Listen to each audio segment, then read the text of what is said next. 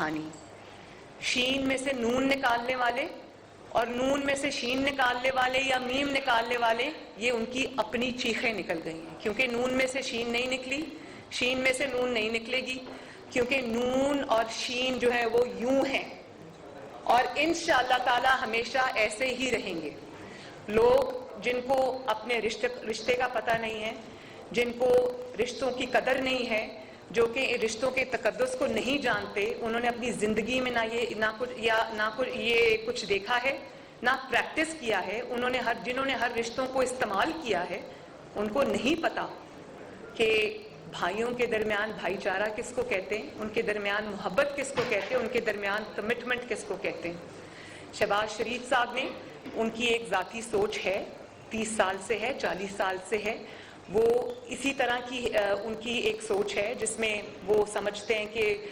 مفاہمت کی جو سیاست ہے وہ شاید بہتر ہے، لیکن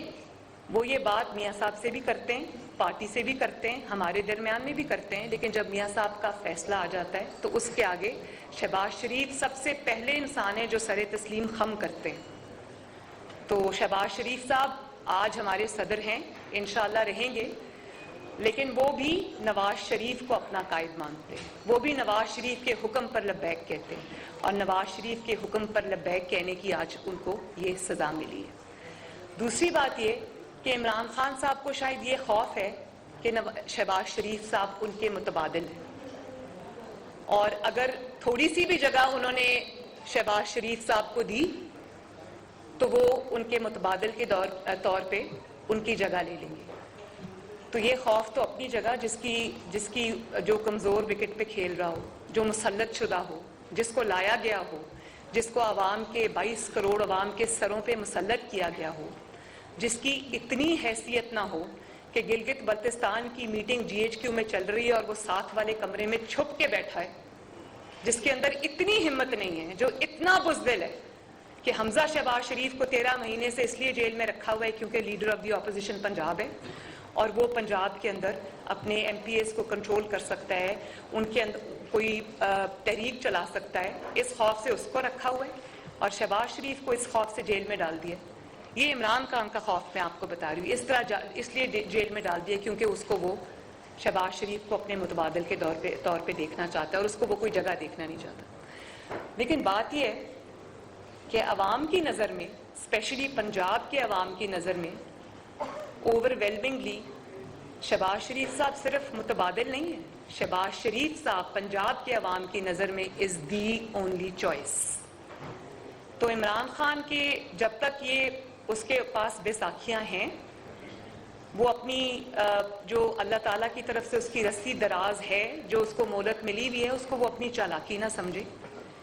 اور ادارے بھی جو عمران خان کے ساتھ کھڑے ہیں، تو میرا یہ خیال ہے کہ اس چیز کے اوپر توجہ دی جانی چاہیے کہ ایک ایسے شخص کو آپ نے قوم کے سر پہ مسلط کر دیا ہے جس کو نہ صرف تجربہ کار ہے، بلکہ اس کو حکومت چلانے کا یا کوئی بھی ایسا کرنے کا کوئی اس کے پاس نہ ایکسپیرینس ہے، نہ عقل ہے، نہ فہم ہے، نہ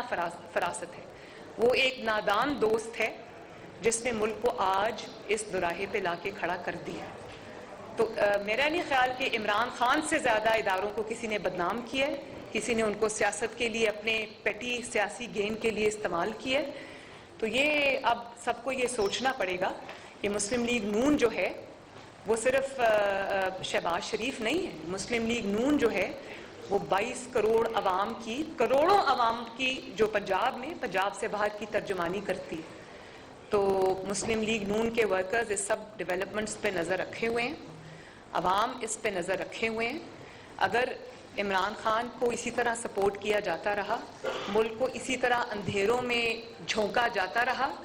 تو یہ پھر مسلم لیگ نون کے ہاتھ سے بھی بات باہر چلی جائے گی۔ اور جہاں تک آخری بات اب میں یہ کر دوں کہ جہاں تک اے پی سی کا تعلق ہے،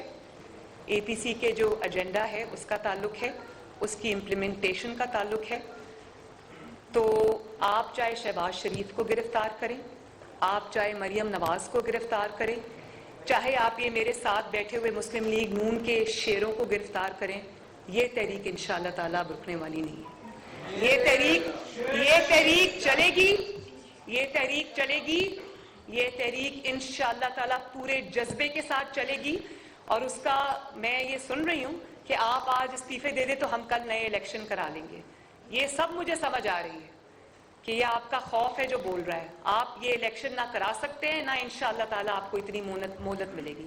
اتنی سیٹس پہ الیکشن کرانا کوئی آسان کام نہیں ہے، اور اگر آپ الیکشن کرائیں گے تو مسلم لیگ نون میدان میں کھڑی ہوگی، میدان میں لڑے گی. اور گلگت بلتستان میں آپ جو کر رہے ہیں، راتوں رات آپ نے جس طرح سے گلگت بلتستان کے الیکشن کو انجینئر کیا ہے، جس طرح سے آپ نے مسلم لیگ نون کے جو وہاں پر لوگ ہیں ان کو توڑنا شروع کیا ہے، جو پری پول ریگنگ آپ نے کی ہے، اور کیونکہ مسلم لیگ نون تھی وہاں پر، تو آپ کو الیکشنز کو ڈیلے کرنا پڑا. یہ جو کرونا اور یہ سب ہے نا، یہ سب بہانہ ہے. تو میں قوم کو اس پریس کانفرنس کے توسط سے یہ ریکویسٹ کرتی ہوں کہ کیونکہ گلگت بلتستان تھوڑا مین سٹریم اس سے باہر ہے، تو اس کے اوپر نظر رکھیں. مسلم لیگ نون انشاءاللہ تعالی ہارے یا جیتے گلگت بلتستان کے الیکشن میں، لیکن اتنی آسانی سے آپ کے لیے میدان کھلا نہیں چھوڑے گی. اگر آپ کو یہ کرنا ہے، اگر آپ کو انجینئرنگ کرنی ہے، اگر آپ کو یہ الیکشن سٹیل کرنا ہے، چھیننا ہے، تو پھر یہ آپ کو پاکستان کے عوام کی نظروں کے سامنے کرنا پڑے گا. آپ یہ کام چھپ کے نہیں کر سکتے. آپ اس کام میں کامیاب انشاءاللہ تعالیٰ نہیں ہوں گے. آپ جو کریں گے وہ عوام کے سامنے آئے گا. تو یہ اس کے ریپرکشنز اگر مسلم لیگ نون کے لیے ہوں گے تو آپ کے لیے بھی ہوں گے. Thank you.